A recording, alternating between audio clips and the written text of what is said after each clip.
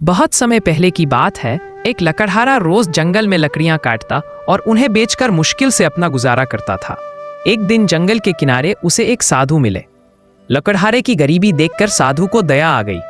साधु ने कहा, बेटा तू कब तक इस किनारे पर लकड़ियां काटता रहेगा?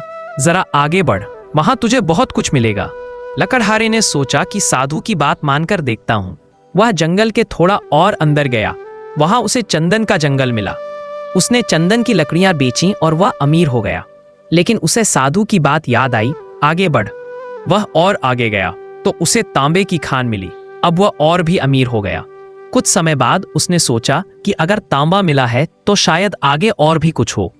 वह और आगे बढ़ा तो उसे चांदी की खदान मिली और उसके भी आगे उसे सोने की खदान मिल गई। अब वह उस राज्य के सबसे अमीर व्यक्तियों में से एक था। लकड़हारा अब बूढ़ा हो चला था, लेकिन उसके मन में जिज्ञासा थी। वह और आगे गया और उसे हीरों की खान मिली। अब उसके पास इतना धन था कि उसकी 7 पीढ़ियां बैठकर खा सकती थी। लेकिन एक दिन उसे फिर साधु के शब्द याद आए, आगे बढ़। उसने सोचा, हीरों से कीमती भला क्या हो सकता है? पर साधु ने रुकने को तो नहीं कहा था। वह हीरों की खान को भी छोड़कर घने जंगल के बिल्कुल बीचों बीच पहुंच गया। वहां उसने देखा कि वही साधु एक छोटी सी कुटिया में शांत बैठे थे। उनके पास न सोना था, न चांदी, न हीरे। लकड़हारा उनके चरणों में गिर गया और पूछा, महाराज आपने मुझे हीरों तक पहुंचाया, लेकिन आप खुद यहाँ इस झोपड़ी में क्यों बैठे हैं? क्या हीरों के आगे भी कोई खजाना है? साधु मुस्कुराए और बोले, हाँ बेटा, हीरों के आगे शांति का खजाना है।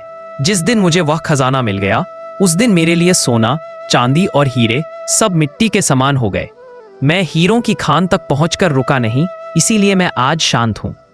यह कहानी हमें सिखाती है कि भौतिक धन, पैसा, सोना की कोई सीमा नहीं है। असली खजाना संतोष और मन की शांति है। जब तक आप बाहर खजाना ढूंढते रहेंगे, आप भागते रहेंगे। जिस दिन आप भीतर मुड़ेंगे, असली खजाना मिल जाएगा।